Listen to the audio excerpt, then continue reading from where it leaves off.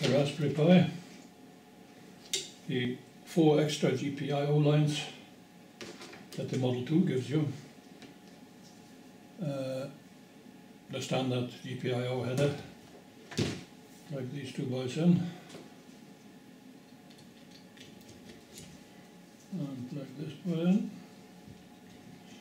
My interface board, 3 Darlington driver chips, 5 switches on the input, 16 output lines. Now, the little testing program simply, if we run it here, pressing any of the switches produces a different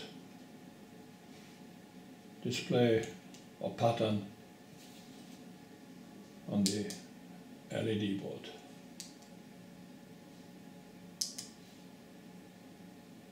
Demonstrating that the thing even works.